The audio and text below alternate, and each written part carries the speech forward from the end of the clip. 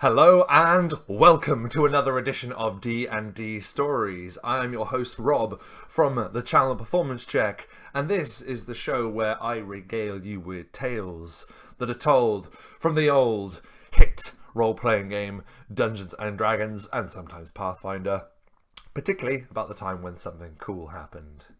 Last time on Starthief, the current campaign / story arc, TheWriter, the Ranger of Hemlon, had been united with Seyrak, the warrior monk, a monk who has taken a vow of peace and a vow of poverty, meaning essentially that he does not kill and he does not take money as reward.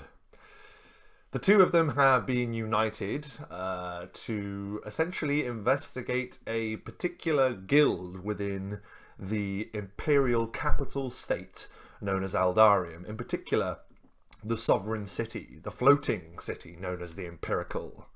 It is within the Impirial that Theodrex and Seyrak truly learn that the realm of Eldarium is a rather oppressive one. The Empire rules here with an iron fist, though some say that it's for the best, that order maintains a peaceful, standard state of life. But others may argue that this is too much, and that freedom is indeed opposed upon. Suddenly, from within an alleyway, our heroes are set upon by 4 deadly assassins bearing long knives and fury within their hearts. They strike out at our friends, who struggle to hold back their attempts. And then, out of nowhere, when it seems that Seyrak, the warrior monk, is about to be slain, a sword in the darkness holds back the assassins. A powerful blast of divine light finishes them as a stranger has appeared, hooded and cloaked, with brilliant green eyes. And as he removes his hood, it is revealed that he has long, flowing, fair white hair. And he introduces himself as Starthief, the man whom the guild is named after. And that is where we left our heroes. And now we continue with Starthief, Part 2.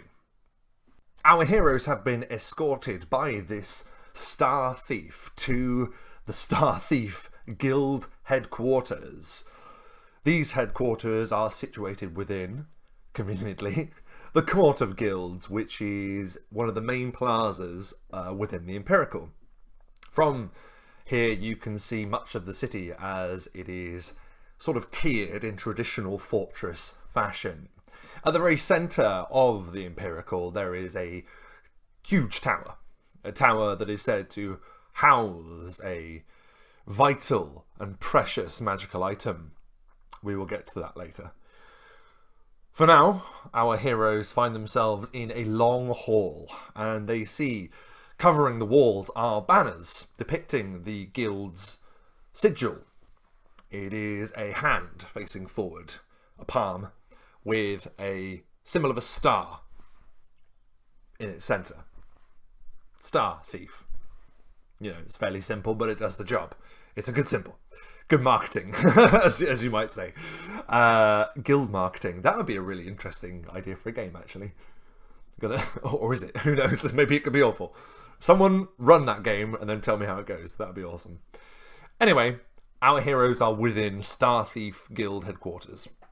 And there appear to be a number of people gathered, sharing stories of great deeds they've accomplished, where they have gone forth into the land of Eldarium and further out into different realms of main realm, to perform heroic actions and help people and bring an ease to the many tensions that grow within this land. Theodrex and Seyrak are listening keenly. Theodrex particularly on the aspects of glory and gold making, or gold receiving anyway, for doing all of these missions. Seyrak is more focusing on the idea that these people are going out into the world and helping people and making a great change to the world. And it is only then that Starthief returns to them, sweeping. He is no longer cloaked. Instead, he has fitted robes with strange almost neon blue kind of embroidery within this. He looks like a badass, basically. It looks like a cross between like a hardcore wizard and a cleric. Like he's sort of in the middle in terms of what you would imagine traditionally those classes would look like. I am judging by now you have managed to garner some small information about what we do and achieve here in the Starthief Guild, he says. Where does the money come from? Says Theodrex. The money, says Starthief. Yes. All these people, all of these adventurers, mercenaries, explorers, treasure hunters, they must all be paid from somewhere. Is it an open contract sort of setup? Do people pay these adventurers to help them with their particular issues? Yes, in part, says Starthief. But we have a number of benefactors that support our cause. And what exactly is the cause? Asks Theodrex. It's really rather simple, says Starthief. We live in a hard time. The Empire rules with an iron fist, yet it does little to ease the many tensions of this land. The strain is on the people.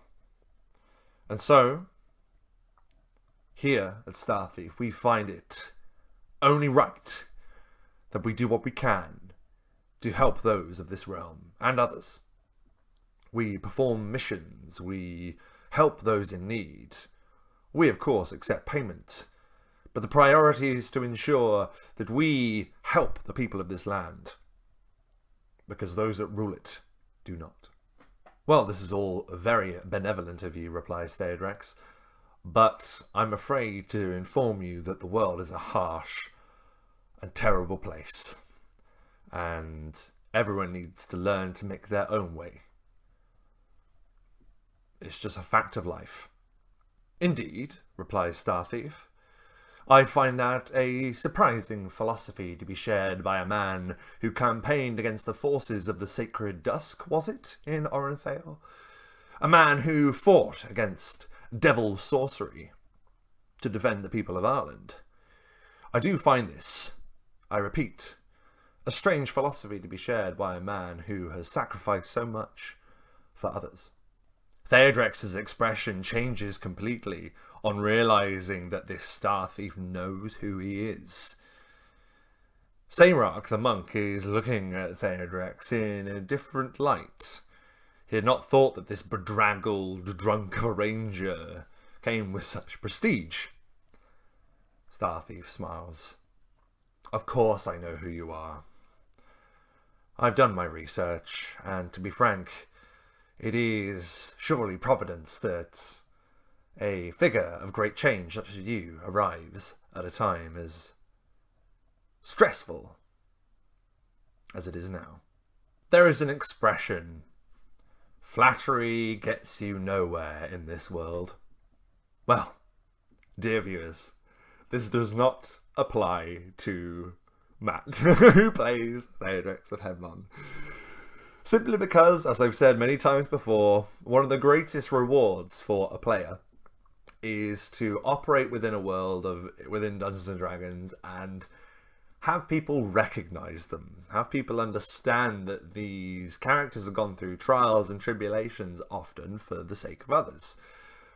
It is a great weapon in a DM's arsenal to know when you can drop these moments, these personal moments where they see that what they've been doing has created change.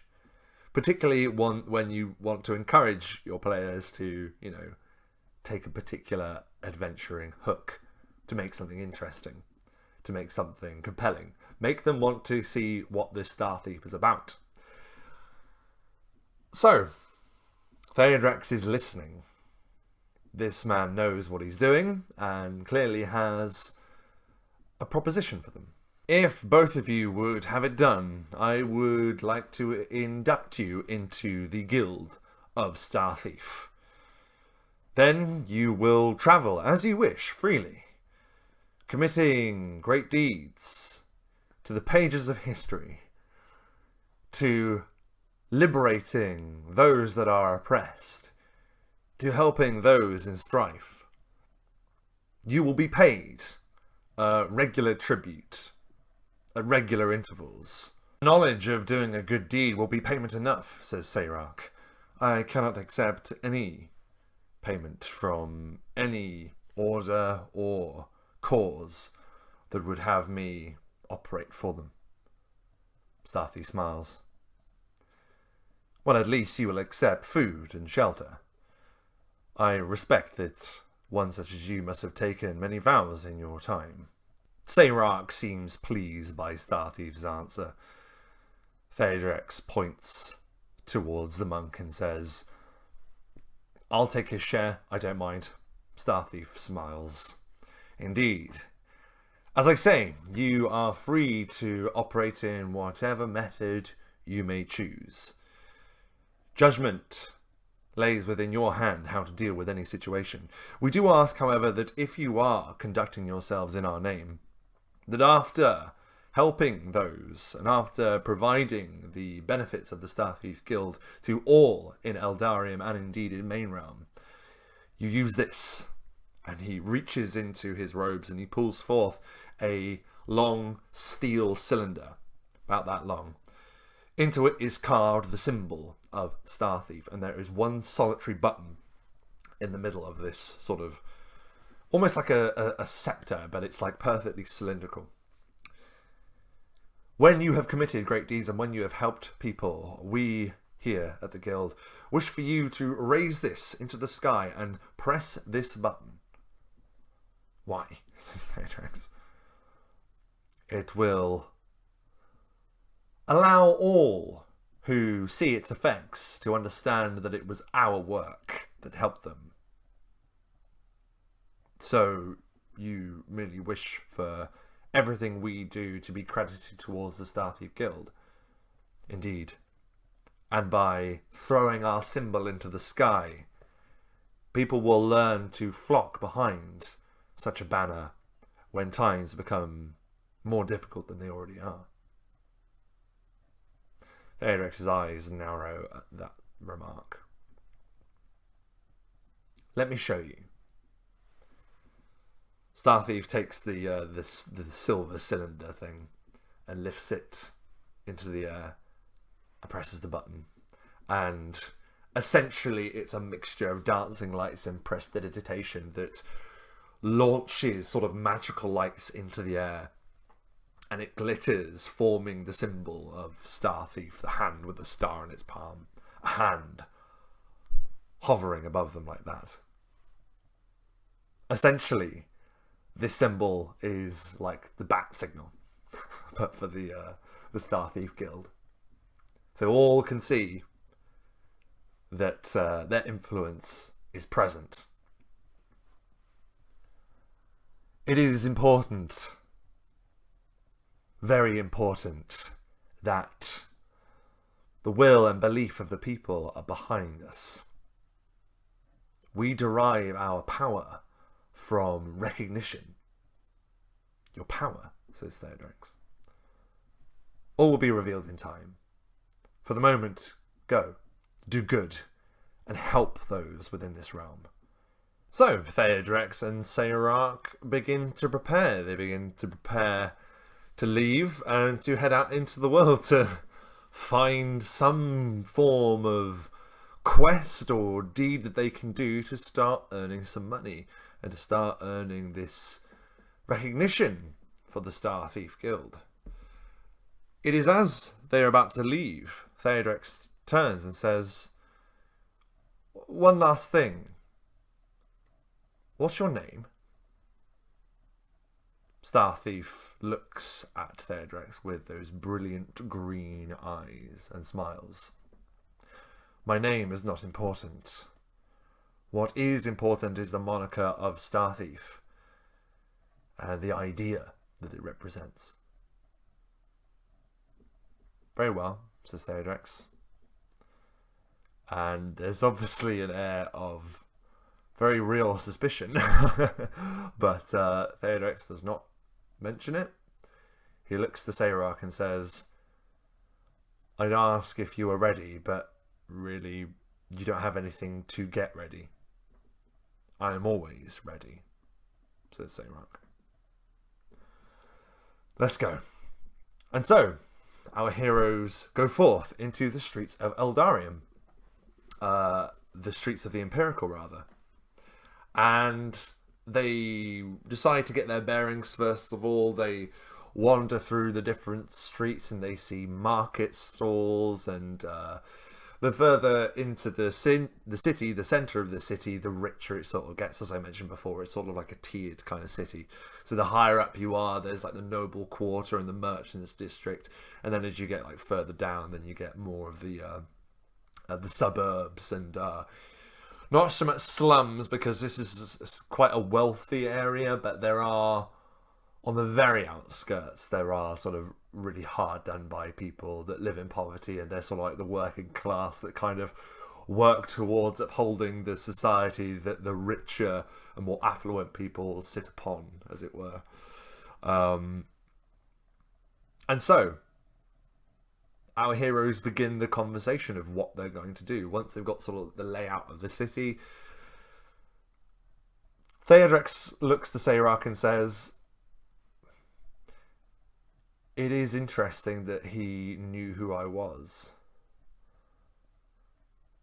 You have achieved many things in your life, says Seyrak.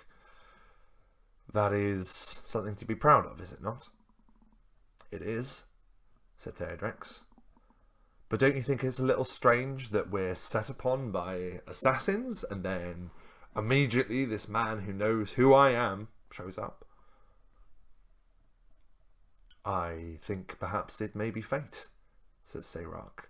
Fate is guiding you towards a better cause, surely. I don't believe in such things, says Theodrex. And if you had any wisdom about you, monk, neither would you. Seyrak just smiles. I will not be told of what wisdom I possess by you, Ranger. I have a cause. Perhaps you should find one too. Well, where are we going to start, says Theodrex. I don't know about you, but I don't engineer great deeds. They just happen to me. That almost sounds like arrogance, says the monk.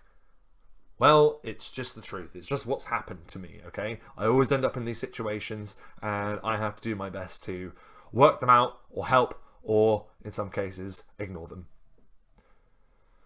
Well, we can't ignore them any longer, says Seyrak. There are people in this land that need help. But help from what? Says Theodrex. Okay, there's rulers. There's always rulers in every land. There's always people being oppressed by someone. That's just a way of life. Or perhaps it doesn't need to be, says Seyrak. Perhaps it can change. Perhaps that's what Starthief wants. Maybe, says Theodrex. Well, like I say, I'm not in the habit of engineering quests. We need to find something or someone. And so our players go forth and start essentially looking for trouble. They do gather information checks and things like that, and they begin to learn a bit more about the society of the Impirial. They learn that Starthief is indeed right, that the Empire does rule here with an iron fist, maintained by the Emperor, who actually resides within the great keep, the great fortress at the very heart of the Impirial. And there are a number of underworld opportunities that they discover as well. They learn that there is racketeering and protection money, people being protected by the Empire, by those that run criminal organizations and thieves guilds and the like as well. So they're finding all these opportunities where they can sort of start making the changes that they want to make in this city. I have essentially told the players that you can go and do whatever you want to gain a reputation for yourself, as long as you're helping people. Like, it's gonna benefit the cause. They essentially rent out rooms in an inn. They basically make the Impirial their home base. This is sort of their hub, and they begin patrols. Theodrex and Seyrak begin moving around the city, keeping their eyes and ears open for anything that they might be able to intervene with for the cause of good. They are wandering through the marketplace. It's a busy time at the marketplace. It's about noon on this particular day. There is a light breeze and the sun is shining. And it is as they are moving through the marketplace that Theodrex and Seyrak spot a squad of Imperial guards, these troops that are making their own patrol through the market district. And they arrive at particular stalls and appear to be intimidating some of the merchants, some of the vendors there. As they approach, they overhear a conversation as one of the guards, clearly the lieutenant or the captain or whatever, says, "We are here for our commission. We are here for our cut. We did not receive your delivery this day." And they appear to be talking to this elderly woman. "I merely sell trinkets and ornaments. Trinkets and ornaments that can be taken from you, and your livelihood will be thrown into the dust. You pay us, and you pay us so we ensure your safety." Seyrak approaches first and puts a hand on the shoulder of the guard, which obviously, immediately, is a mistake. The captain of the guard whirls around and says, "If you place your hand on me again, citizen, it will be the last thing that you do." "My apologies," says the monk. "I did not wish to alarm you, only to inquire as to why you were bothering this woman. Are you not sworn to protect the people of this capital and the realm of Eldarium? Are you not sworn to defend them, not to profit from their hard work?" The captain looks back to his men and then laughs. "Are you some kind of preacher or something? Why don't you stick your nose out before I slice it off your face?" And he brandishes like a short sword at the monk, which is a mistake because Seyrak immediately snatches the weapon from his hand and hurls it into the cobblestone floor at their feet. Just like the steel just smashes into it and stays upright like that. The captain looks down and goes, "Men, seize him!" And I ask them to all roll initiative as these guards just fling themselves at the monk. Theodrex rushes to try and interject, but already it's too late. Initiative has been rolled. Seyrak doing something quite sort of impulsively, which was quite interesting. Usually he's quite reserved, but just then just snatches the sword, throws it into the ground. And the fight is pretty brutal. People in the marketplace scream in horror as the guards draw their swords and make their attempts on Seyrak's life. Seyrak is proficient in combat, as we've already discussed. He's hardcore, and people would be hard pressed to bring him down. You would know if you've been in a fight with this monk, basically, even if you have reinforcements with you. But they are actually doing surprisingly well at first. They all rush the monk, and as he's sort of almost surrounded by them, they just start hacking at him with swords, and he's doing his best to block as many attacks as he can, but one or two are getting past his defense. Theodrex rushes up behind one of the guards and just smashes him about the back of the head with the hilt of his sword, and one of the guards tumbles to the ground. Seyrak sweeps the leg from out of one of the other guards and does an uppercut as he falls, just smashing the guy out of consciousness completely. One of the guards just looms out of nowhere and is able to actually tackle Theodrex to the ground, proper rugby tackles him, pulls his feet out from underneath him, lands on top of him. The guard then grabs Theodrex's head and just starts smashing his head against the floor once, twice, 3 times, just bludgeoning him with sheer brute force. Theodrex is desperately reaching to his boot, and he's able to pull out his trusty dirk, and with a critical hit manages to just slice through the man's neck. He's killed a guard. The guard, like, clutching at his throat, like, falls off him and starts quivering in a wreck. Seyrak, while injured now, is getting into his stride. Another guard goes to thrust a spear at him, and he's able to just duck out the way, pull the man closer to him using his spear, and then just clotheslines the man, knocking him out completely. Then the captain just looms out of nowhere. He's using his spear because his short sword is still, like, plunged into the ground at this point. And he goes to try and thrust at Seyrak and scores a critical hit. The spear basically just goes straight through the monk, like it's a powerful strike, and the breath is just knocked out of him completely. At this point, like, after all the damage, the monk, while powerful, is assailable. Like, he can be beaten, and he's on really low HP at this point, and he's getting a little bit more desperate.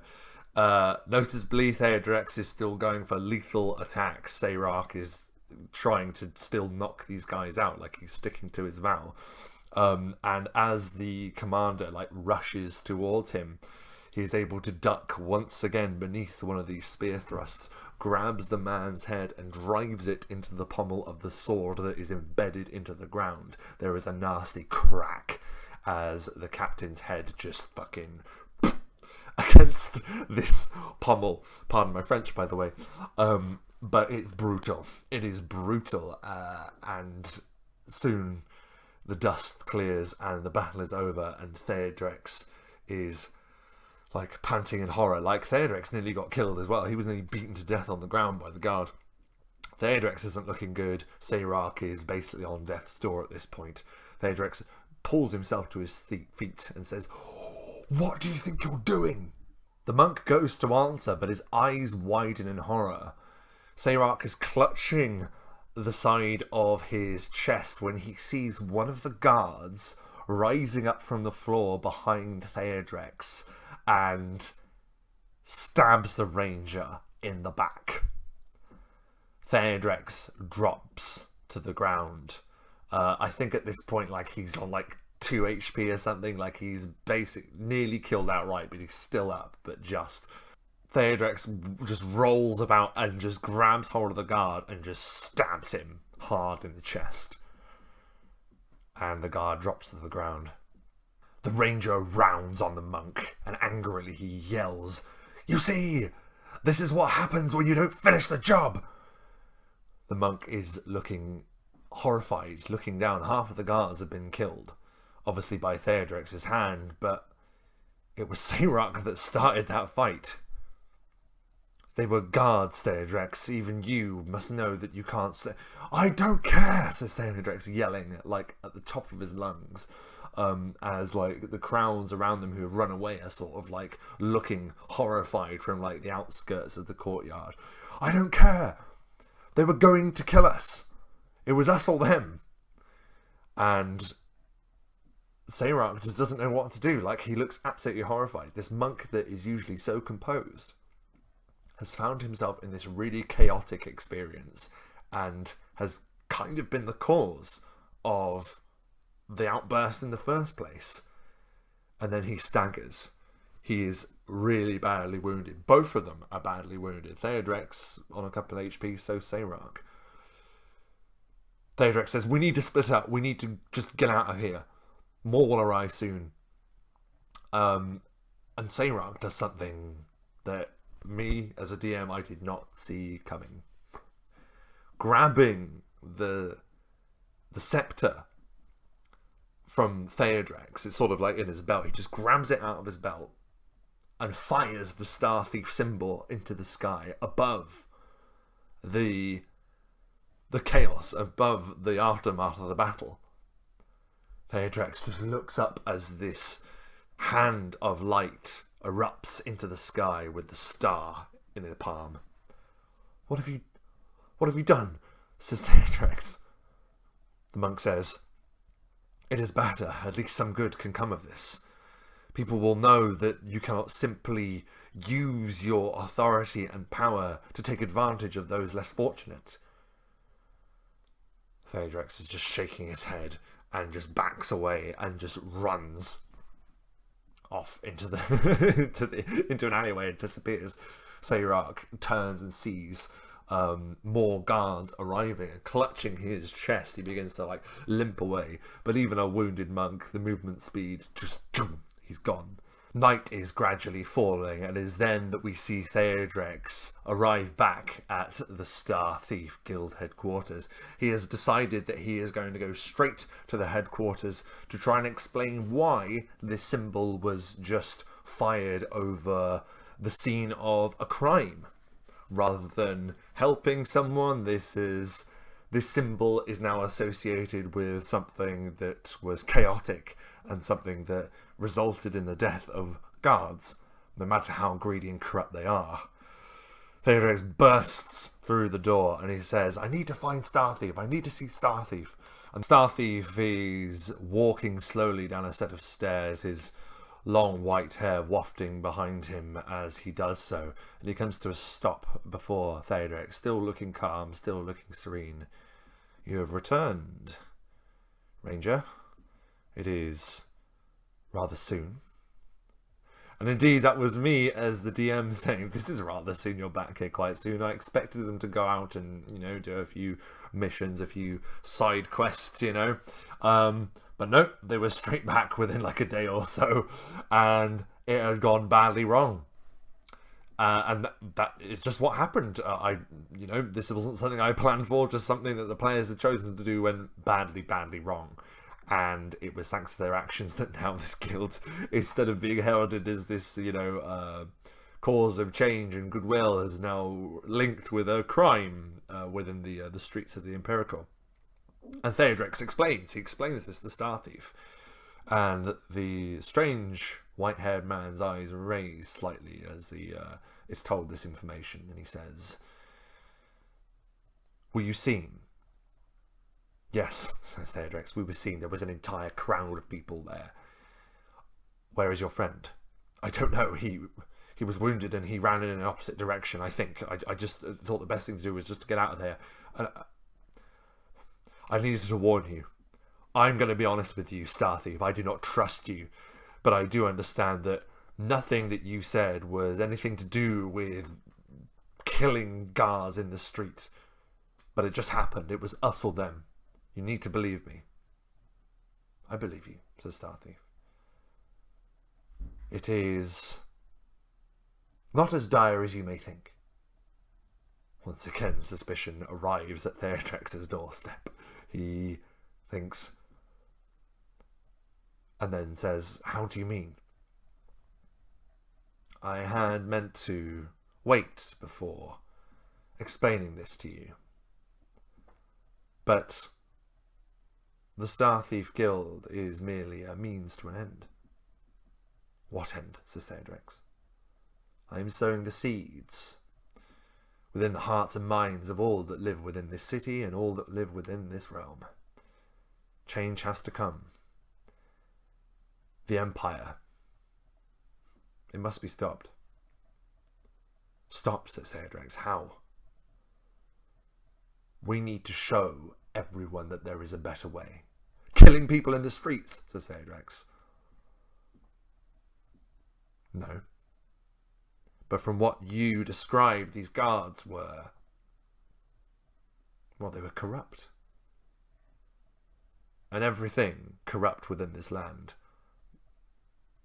must be accounted for, and it must be cleansed." Theodrex's eyes widen. "Theodrex, what I suggest is rebellion. And I think you should be a part of it." Seyrak is limping through the lower sections of the city, a trail of blood following him, his blood. And he is desperately looking for shelter somewhere where he can recoup and help himself. But the thing about the vow of poverty means that as a player character, he's not really allowed to have any worldly possessions at all. Save for like the odd weapon, I think, but Seyrak chooses to fight with his fists. But regardless, he has nothing. He has nothing to help him. The health potions that had been given to them by Gavin were on Theodrex's possession. So Seyrak had no means of healing himself, and he is still being pursued for the crime that he had committed in the upper regions of the city. And staggering, Mike, who's playing him, asks if he can make a roll to see if he can find an apothecary. To which he succeeds. He finds that there is a really run-down apothecary, a chain of apothecaries that run throughout Main Realm. It's a running joke. We call it Brewer's Droop. And in Brewer's Droop, Seyrak stumbles in through the door and slams the door, and he's sort of like leaning against it, like holding his side, blood pouring out of him. It's like a scene out of a Tarantino movie. Someone's been shot, like badly shot, like in Reservoir Dogs or something. And inside there is an apothecary, an old man. And he looks from over the counter and goes, "Well, I'm afraid, my friend, we're just about to close." "Oh my goodness, what happened to you?" And Seyrak says, "Please, I need healing." "Yes, of course you do. Very well. I shall concoct a mixture immediately." The apothecary sets to work, essentially creating a health potion, to which he then bottles and puts a stopper in it and puts it upon the counter and says, "Here, friend, this should help you." Seyrak is reaching for the potion when the man says, "Oh," and moves it away and says, "If you wouldn't mind, I have to earn a living. That'll be 4 gold pieces." Seyrak looks into the man's eyes and says, I'm afraid I have no other wealth, but I could work for you. I could do anything. I just don't happen to have any coin on me." The old man looks with pitying eyes and says, "I understand that times are hard, particularly under this rule, but I'm afraid I have to earn a living, so I'm sorry." And he takes the health potion and starts sliding it back over the counter. Seyrak grabs onto the bottle and the man's hand, and they just stood there staring at each other. "I feel I should explain," says Seyrak. "I have taken a vow of poverty. It means I may never hold personal wealth. But as you can see, I am in dire need. I need to heal myself." The apothecary just is staring back at the monk, and he is looking a little bit intimidated. And he says, "How did you acquire your wounds?" "It is a long story," says Seyrak unsteadily, still clutching at his side with his other hand, still clutching onto the bottle as well with the other. "It is a long story, and I'm afraid to say that I do not have the time to tell it. I am being pursued. I am being hunted by the City Watch," says the old apothecary. "I will not lie to you. Yes, I am being chased by the City Watch. There was a conflict that occurred in the upper reaches of the city, and I'm afraid," says the old apothecary, "I cannot be seen to be helping a fugitive." "You do not understand," says Seyrak, raising his voice slightly, still holding on to the bottle. "What they were doing was wrong. I was trying to help." And he pulls the bottle from the old man's hands. The strength of it nearly pulls the old man over the counter. The old man is looking horrified and then suddenly angry. He staggers back from the counter, reaching beneath it and pulling forth what looks to be a heavy crossbow. "We get a lot of trouble round here," says the old man, his voice quivering. "But I keep this loaded. I keep this loaded especially for this kind of situation. Put that down. That is my livelihood." The monk says, "I do not have the money to pay you. But if I don't have this bottle, the guards may find me, and they may kill me." The crossbow is shaking in the old man's hands, and he replies, "If I help you, I could be found responsible. I will not put my life and my livelihood in danger, helping a stranger who merely wishes to steal from me." TheWriter is just staring at the man. Put down the crossbow. There is a long pause. The old man's hands are still shaking. Then he pulls the trigger. The crossbow bolt flies at TheWriter, the injured TheWriter.